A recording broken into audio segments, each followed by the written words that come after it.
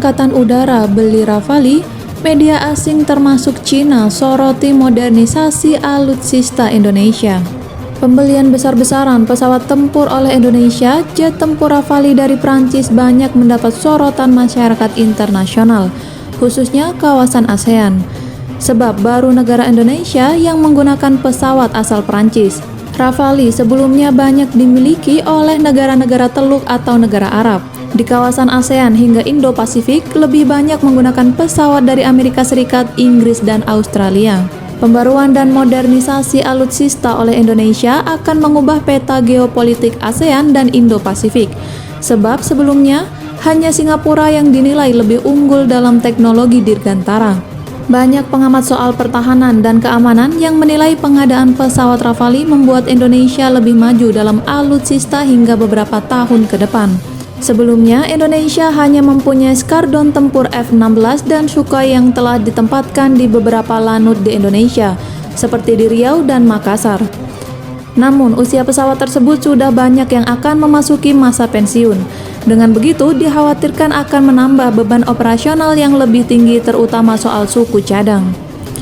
Langkah Indonesia dalam memperkuat pertahanan negara dengan cara membeli Rafale ternyata menjadi sorotan internasional termasuk media Cina.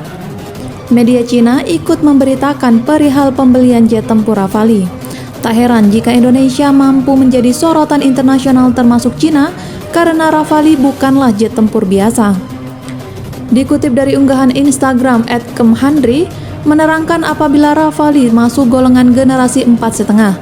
Hal itu menunjukkan jika Rafale bukan jet tempur sembarangan, sehingga kedatangannya akan sangat meningkatkan kekuatan pertahanan Indonesia. Dalam salah satu terbitan Yuho.com, pengamat militer Cina Luo Yongkun turut memberikan keterangannya. Luo menerangkan jika Indonesia punya modal untuk menjadi negara besar. Tujuan strategis nasional Indonesia adalah untuk menjadi negara besar, dan ambisi ini selalu ada, ujar Luo Yongkun dari Institut Asia Tenggara dan Oseania di Institut Hubungan Internasional Kontemporer Cina.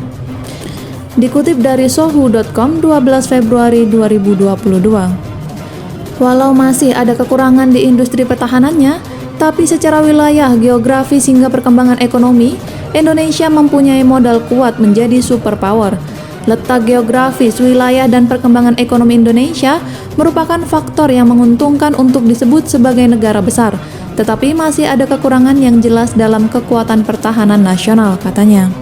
Didorong oleh ambisi negara sebesar itu, ia akan aktif mempromosikan modernisasi pertahanan nasional, tambahnya. Tak hanya membeli jet tempur Rafale, diketahui jika Indonesia juga berencana untuk meminang F-15 Eagle II.